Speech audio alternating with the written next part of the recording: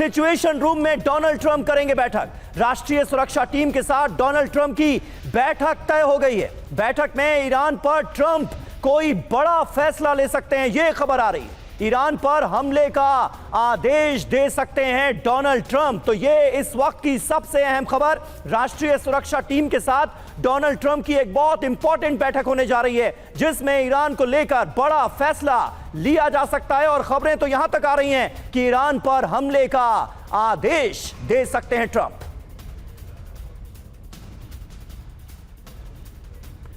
तो ईरान को खुली धमकी, समय तेजी से बीत रहा है, यह ट्रंप ने कहा है। सिचुएशन रूम में बैठक से पहले ट्रंप का यह पोस्ट सामने आया। ईरान को जल्द कदम उठाने होंगे, ईरान का कुछ भी नहीं बचेगा, यह ट्रंप ने इस पोस्ट के माध्यम से चेतावनी दी है।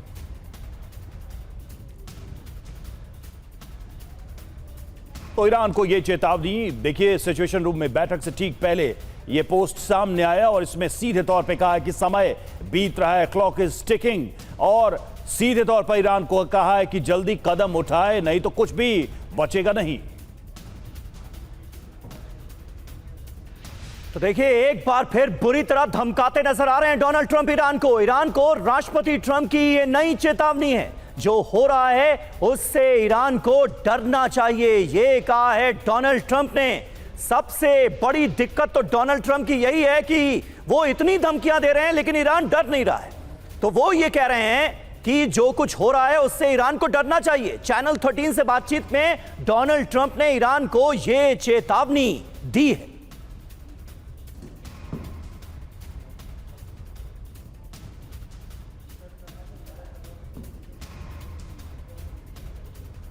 तो देखिए इस चेतावनी के बाद सवाल यही उठ रहा है कि क्या 24 घंटे बाद ईरान पर हमला होगा। ईरान पर कभी भी हमला संभव है। सिचुएशन रूम में ट्रंप की कल बड़ी बैठक और राष्ट्रीय सुरक्षा टीम के साथ हाई लेवल बैठक में कौन कौन, तो जेडी वेंस, उपराष्ट्रपति मार्को रूबियो, विदेश मंत्री पीट हेग्सेथ, रक्षा मंत्री जॉन रेडक्लिफ, सीआईए के निदेशक general Dan Caine, joint chief of staff और स्टीव विटकॉफ जो कि विशेष दूत हैं।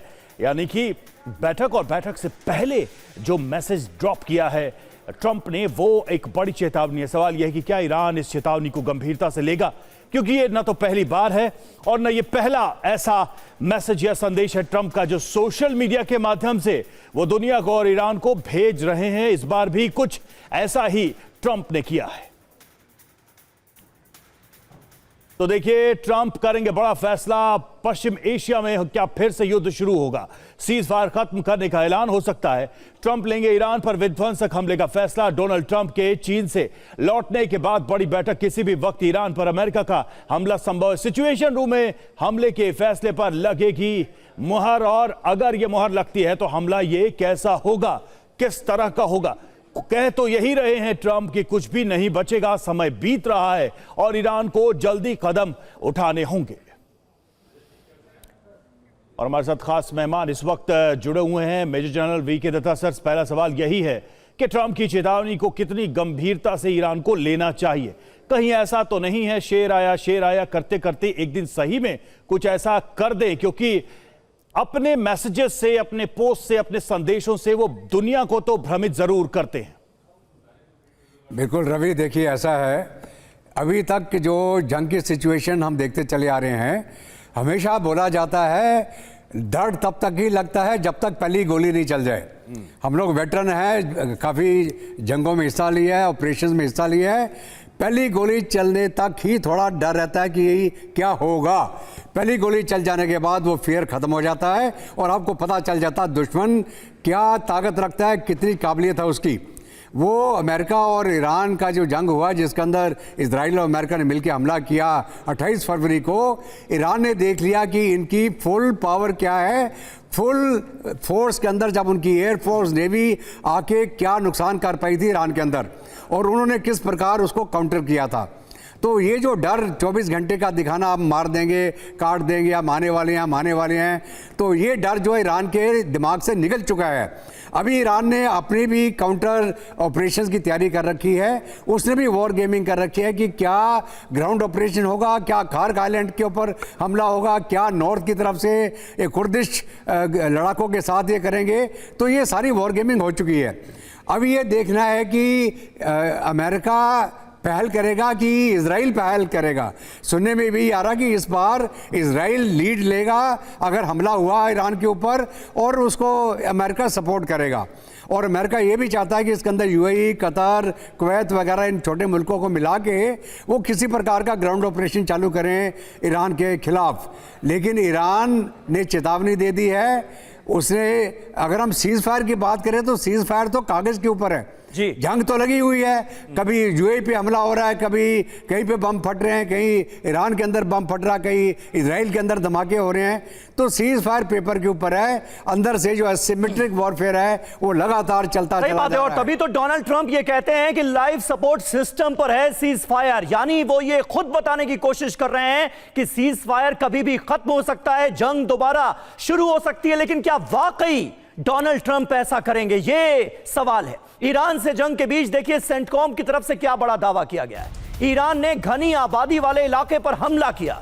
ईरान वैश्विक सुरक्षा के लिए खतरा बन गया है, यह कहा गया है सेंटकॉम की तरफ से। तो अमेरिका की तरफ से बार बार लगातार ऐसे दावे किए जा रहे हैं। ईरान को दुनिया का दुश्मन ठहराने की कोशिश की जा रही है, लेकिन ईरान अपनी शर्तों पर अड़ा हुआ है, टस से मस होने का नाम नहीं ले रहा है। अमेरिका की इतनी धमकियों के बाद भी सरेंडर करने के मूड में नहीं है, और यही डोनाल्ड ट्रंप की सबसे बड़ी परेशानी है।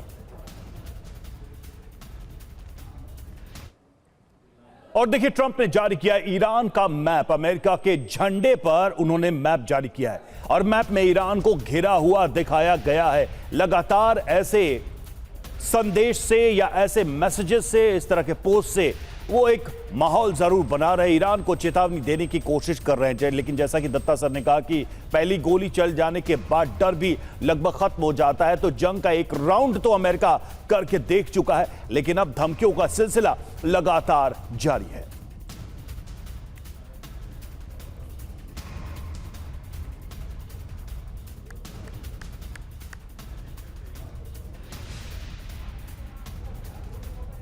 तो डोनाल्ड ट्रंप ने जारी किया है ईरान का मैप। ये देखिए वो तस्वीरें एक के बाद एक लगातार पोस्ट कर रहे हैं डोनाल्ड ट्रंप। और कल तो उन्होंने अपनी एआई जनरेटेड कई तस्वीरें जारी करके ईरान को डराने की कोशिश की थी। और अब एक मैप जारी किया गया है जिसमें ईरान चारों तरफ से घिरा हुआ नजर आ रहा है। तो ईरान पर विध्वंसक हमला होगा, ये बताने की कोशिश की जा रही है। डॉक्टर संदीप त्रिपाठी हमारे साथ मौजूद हैं। संदीप जी, किस तरह से आप देखेंगे डोनाल्ड ट्रंप के इस रुख को?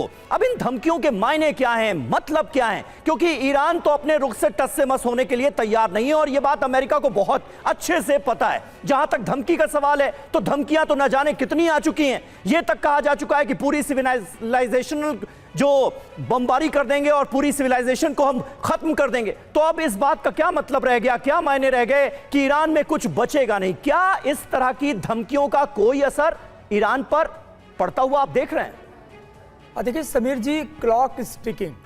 ये ईरान के लिए नहीं है, ये इनफैक्ट ट्रंप के लिए है, क्योंकि ट्रंप सब कुछ कर चुके हैं। हाँ, जब से सीज फायर की उन्होंने घोषणा की, इसके बाद बोला कि लाइफ सपोर्ट पर सीज फायर है, और सारी जो कोशिशें हो सकती हैं, जो बहुत बड़ा राइवल्स चाइना माना जाता है, वहाँ भी गए ट्रंप। जाकर के उनको वहाँ क्या मिला, दुनिया ने देखा कि वो बादशाहत कैसे चूर चूर हुई बीजिंग में जाकर के। इसके बाद डिस्परेशन इस समय चरम पर है ट्रंप का, और वो डिस्परेशन इस बात को लेकर, इस बात के लिए नहीं है कि वो अगला करेगा क्या, वो इस बात के लिए जो कुछ था, जो एक डर था, जो आभा मंडल थी अमेरिका की, वो 28 फरवरी के पहले की जो थी वो पूरी खत्म हो चुकी है। अब आखिर वो क्या किया जाए जिससे ईरान डरे? जिसके शब्दकोश में डर खत्म है, डर है ही नहीं है, तो किया क्या जाए। तो मुझे लगता है एक तरफ है साइकोलॉजिकल वॉरफेयर, ट्रंप का ये एआई है, और दूसरी तरफ है ईरान का कन्विक्शन है, कैरेज है और साहस है, और उसका विजन है कि देखिए हम तो मरने के लिए तैयार हैं और काफी मर भी चुके हैं, लेकिन ये जो आप वीडियो शेयर कर रहे हो एआई जनरेटेड और आपकी जो बादशाहत चूर चूर हो गई है, इसके बाद का जो आप ये जो वार्निंग दे रहे हो क्लॉक इज टिकिंग, तो मुझे लगता है क्लॉक इज टिकिंग ये अमेरिका के बादशाहत का है कि वो क्लॉक खत्म हो चुका है अमेरिका का, कि एक बार बोलता था क्यूबा के लिए तो दहशत होती थी, वेनेजुएला में दहशत हो गई, मिडिल ईस्ट में दहशत हो गई, अब वो होने वाला नहीं है। तो मुझे लगता है इस तरह के स्टेटमेंट और अभी देखने को मिलेंगे एक दो और दिन कई जानकार, कई विश्लेषक इसका विश्लेषण इसी तरह से कर रहे हैं कि ईरान के साथ जो 40 दिनों की जंग हुई उसमें सबसे बड़ा आउटकम यही निकला कि दुनिया की नजर में जो अमेरिका का डर था वो खत्म हो गया। बहरहाल देखिए, दुनिया को ईरान की नई धमकी सामने आई है, बाब अल मंदेब अब बंद होगा, यह कह दिया ईरान ने। दुनिया में तेल का अकाल आएगा, बाब अल मंदेब का कोई विकल्प किसी के पास नहीं है, यह कहा है ईरान ने। तो आखिरी तुरुप का इक्का बाब अल मंदेब ईरान के लिए अब उसका जिक्र खुले तौर पर किया जा रहा है।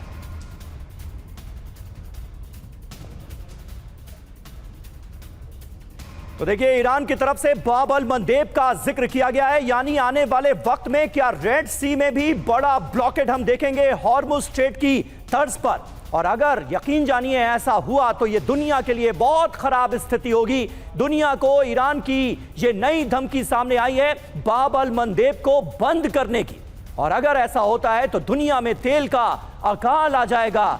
ये भी कहा गया है, ईरान की तरफ से यह चेतावनी भी दी गई है, क्योंकि अमेरिका के इरादे खौफनाक नजर आ रहे हैं और अमेरिका की तरफ से बार बार ऐसे संकेत मिल रहे हैं मानो ईरान पर हमला होने ही वाला है।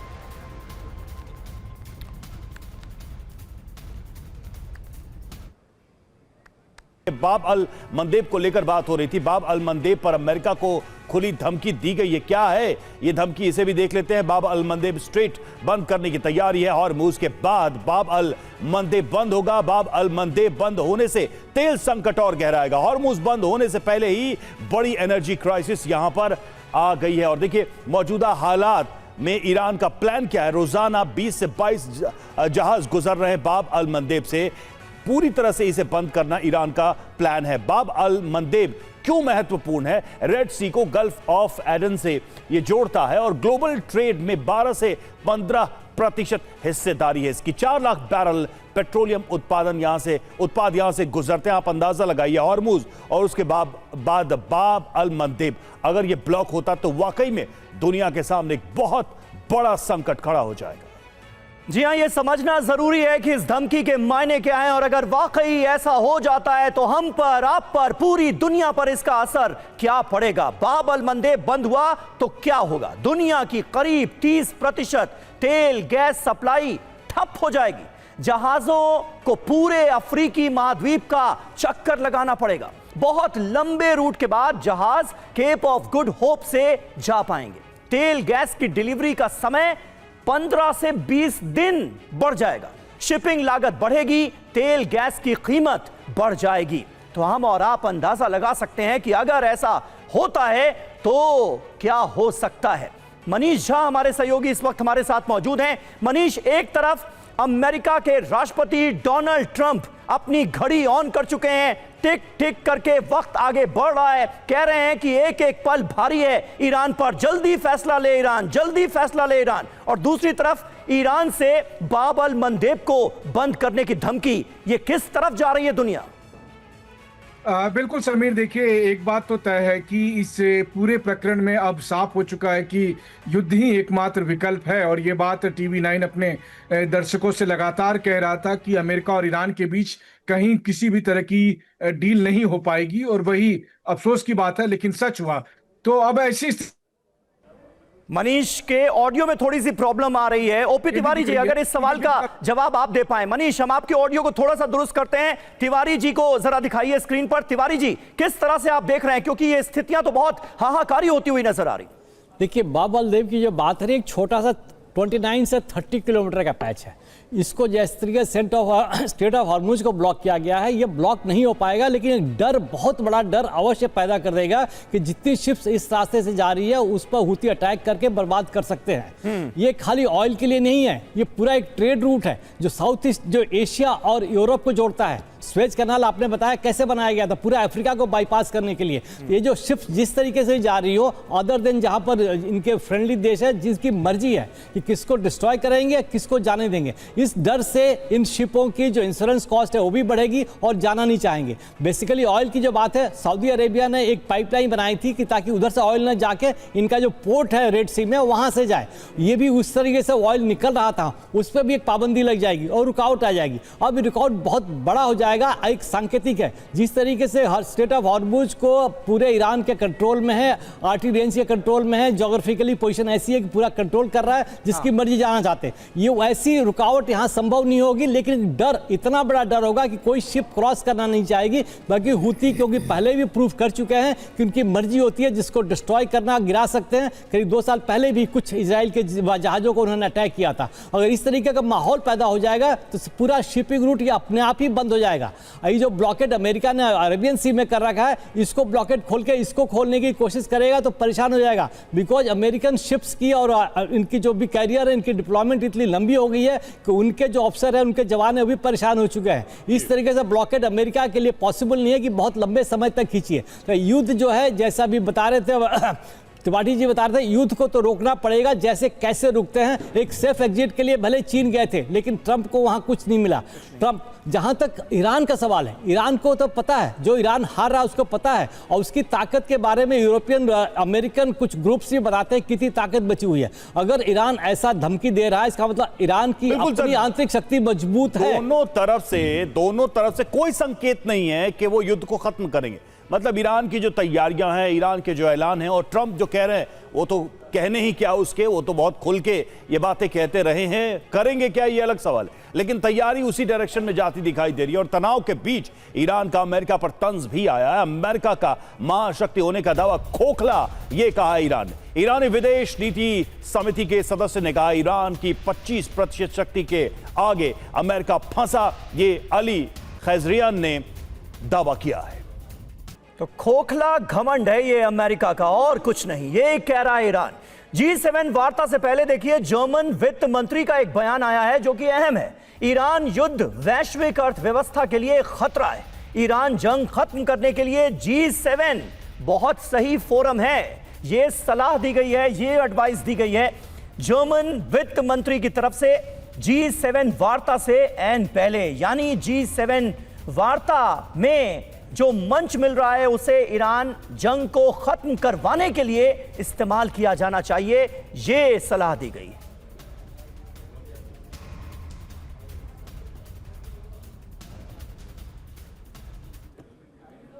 और हॉर्मुज में नाकेबंदी, दुनिया पर इसका असर क्या पड़ रहा है और किस तरीके का इंपैक्ट है, ये भी देख लेते हैं। 80 दिनों में ग्लोबल इकोनॉमी पर बहुत बड़ी चोट है ये। रोजाना करीब 10 करोड़ बैरल तेल का नुकसान होता है। वैश्विक स्तर पर 2.2 ट्रिलियन डॉलर का नुकसान हुआ है और दुनिया भर की जीडीपी को 3.5 लाख करोड़ की हानि हुई है। करीब 20% तेल और एलएनजी इसी रूट से जाता है और स्टील हो, एल्यूमिनियम, दवाइयों की सप्लाई भी इससे बुरी तरह से प्रभावित हुई है। सीधे तौर पर अगर देखें इंपैक्ट, तो कच्चे तेल की कीमत 110 प्रति बैरल डॉलर पहुंच गया है और 110 डॉलर प्रति बैरल पहुंच गया है। और दुनिया में पेट्रोल, डीजल और बिजली महंगी हो गई है। रोजाना दुनिया भर में बढ़ रही है महंगाई की मार और कई देशों में स्थिति तो वाकई में बहुत ज्यादा खराब हो गई है। और हमारे साथ हमारे सहयोगी मनीष झा भी इस वक्त मौजूद हैं। मनीष, अभी हम देख रहे हैं हॉर्मुज स्ट्रेट बंद होने के बाद पूरी दुनिया में कैसी आफत आई हुई है। अर्थव्यवस्था मंदी की कगार पर पहुंचती हुई नजर आ रही है और अगर बाबल मंदेब बंद हो गया तो फिर बहुत विनाशकारी परिणाम इसके होंगे। ऐसे में क्या लग रहा है, जो सेन वॉइसेस हैं, क्या वो एक साथ एक मंच पर आएंगी? पीएम मोदी अलग अलग वैश्विक मंचों से युद्ध के खिलाफ शांति के पक्ष में बयान दे रहे हैं। G7 वार्ता के मंच को क्या इस तौर पर इस्तेमाल किया जा सकता है कि युद्ध खत्म करवाने की कोशिश हो? देखिए, उम्मीदें तो पहले ब्रिक्स के मंच से थी। ब्रिक्स के मंच से ऐसा कोई दबाव जनरेट नहीं हो पाया। अब G7 के मंच से ये उम्मीद की जा रही है, लेकिन G7 का स्टैंड बहुत हद तक अमेरिकी समर्थन में ही रहेगा, और भले ही वो राजनीतिक बयानबाजी चाहे जो भी दे रहे हों। और सबसे बड़ी बात है कि ऐसी स्थिति में ये बात लग रही है कि अब युद्ध ही एकमात्र विकल्प है, उसे कोई रोकने की स्थिति में अभी है नहीं। हाँ, ये अलग बात है कि अमेरिका और ईरान के बीच इस जंग की कीमत आज की तारीख में पूरी दुनिया चुकाएगी, और दुनिया का शायद ही कोई घर होगा जिससे ये अछूता रहेगा। तो अब ऐसी स्थिति में उपाय क्या बचता है? क्या हमको वैकल्पिक साधनों का इस्तेमाल करना चाहिए, या फिर अमेरिका और ईरान दोनों पर दबाव बनाना चाहिए? अमेरिका और ईरान पर दबाव बनाने की स्थिति में बाकी दुनिया के मुल्क दिख नहीं रहे, बल्कि उल्टे लग तो यही रहा है कि प्रेसिडेंट ट्रंप के इस विजिट के दरमियान कहीं चीन ने भी कोई डील ना कर ली हो अंदर खाने कि ठीक है, आपको जो करना है आप ईरान में करिए। क्योंकि एक बात तो साफ तौर पर है कि जिस तरह से ट्रंप वहां से लौट कर आए और फिर युद्ध की तैयारी में लगे हैं, चाहे वो हताशा की कार्रवाई हो या फिर उनको वो काफी उत्साहवर्धक महसूस कर रहे हैं चीन से लौटने के बाद। लेकिन साफ तौर पर दिख रहा है कि ईरान के साथ जंग कभी भी शुरू हो सकता है। उम्मीद की जा रही है कि इस हफ्ते ये जंग शुरू हो जाए, और जंग शुरू होगी तो उसकी जो इंटेंसिटी होगी वो बता देगी कि चीन से जब लौटे तो क्या करके ट्रंप लौटे हैं चीन से। और देखिए, इस बीच खबर यह है कि बरका परमाणु संयंत्र पर हमले से जुड़ी खबर सामने आई है। हमले में किसी के घायल होने की सूचना नहीं है। संयंत्र की सभी इकाइयां काम कर रही है। यूएई ने कहा है अब तक किसी ने नहीं ली है हमले की जिम्मेदारी।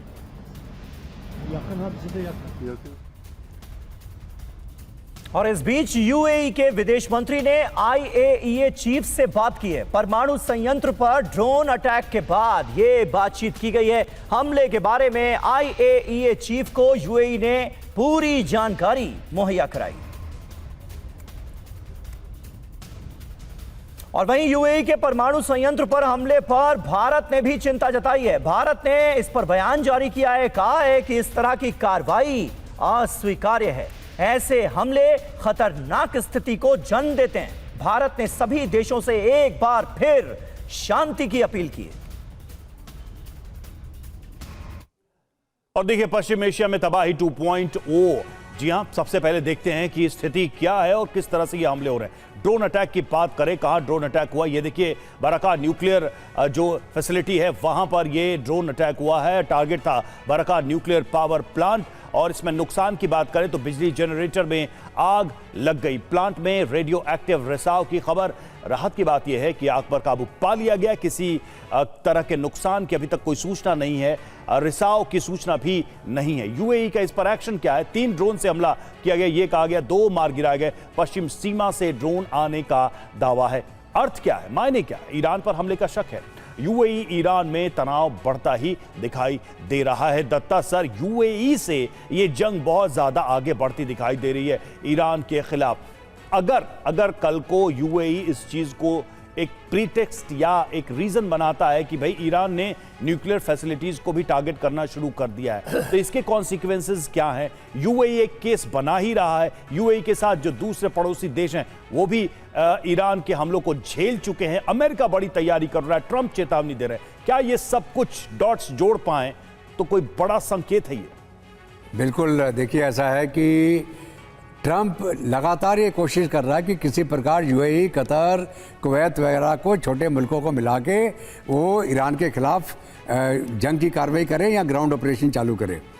अभी ईरान ने इसको डिक्लेयर नहीं करा है, ना उसने बोला कि मैंने अटैक किया है न्यूक्लियर प्लांट के ऊपर जो यूएई के अंदर है। तो अभी तक स्पेकुलेशन है कि हमला किया किसने। 3 ड्रोन आए थे, 2 ड्रोन मार गिराए, एक ने उसका पावर जनरेशन पे करके उसको आग लगा दी। अभी होता क्या है कि न्यूक्लियर पावर प्लांट में कूलिंग चलती रहनी चाहिए। कूलिंग करने के लिए आपके जो डीजल जनरेटर सेट होते हैं, अगर पावर फेलियर होता है तो उससे पंप चलते रहते हैं जिससे कोर ठंडी रहती है। अगर आपको याद हो, फुकुशिमा में जब जापान में सुनामी के बाद में वहाँ पे रेडिएशन फैला था, वहाँ के जो जनरेटर सेट थे वो पानी के अंदर डूब गए थे, और पावर जनरेशन बंद होने के कारण जो पावर प्लांट था, जो न्यूक्लियर पावर प्लांट, उसका कोर मेल्ट डाउन हो गया था क्योंकि कूलिंग नहीं हो पाया था। तो अभी ये हालत नहीं हुआ है यूएई के अंदर, वो सिर्फ एक डीजल सेट में आग लगी है, लेकिन उसके जो मेन रिएक्टर हैं वो इंटैक्ट हैं। लेकिन हमला किसने किया, क्यों किया, ये अभी उजागर नहीं हुआ।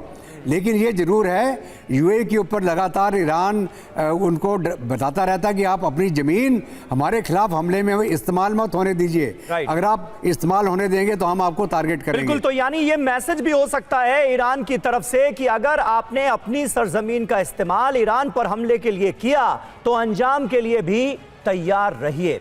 यूएई की वायुसेना ने 2 ड्रोन्स गिराए हैं, जिस बात का जिक्र अभी दत्ता जी कर रहे थे, यह खबर कंफर्म हो चुकी है।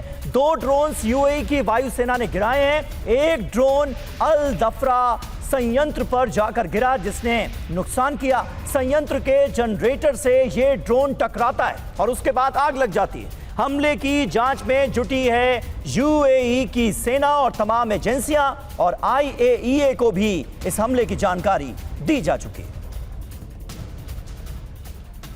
और इस बीच ईरानी संसद अध्यक्ष कालिबाफ को बड़ी जिम्मेदारी मिली है। कालिबाफ चीन के लिए ईरान के विशेष दूत होंगे और इससे पहले अली लारिजानी चीन के लिए विशेष दूत थे।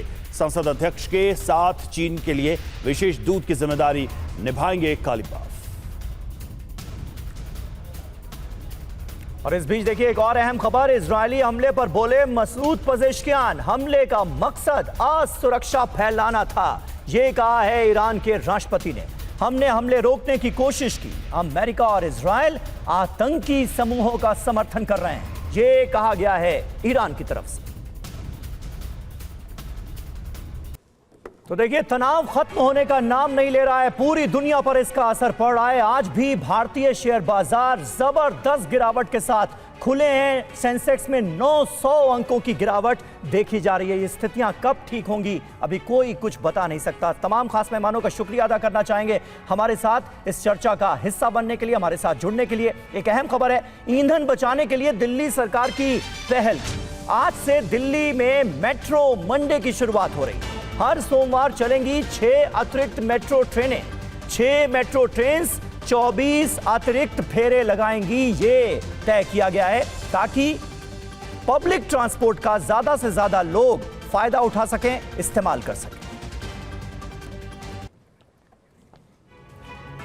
तो देखिए, आज मेट्रो मंडे, पहला मेट्रो मंडे। हर सोमवार अब 6 अतिरिक्त मेट्रो ट्रेन चलेंगी ताकि ज्यादा से ज्यादा जो लोग हैं वो इसका फायदा उठा सकें। 6 मेट्रो ट्रेन 24 अतिरिक्त फेरे भी लगाएंगी, ये तय किया गया है। भीड़ को संभालने के लिए अतिरिक्त काउंटर भी खोले गए हैं, सुरक्षा कर्मियों की भी ज्यादा तैनाती की गई है। यानी तमाम जो व्यवस्थाएं होनी चाहिए मेट्रो स्टेशन पर ज्यादा लोगों के आने की, वो की जा रही है।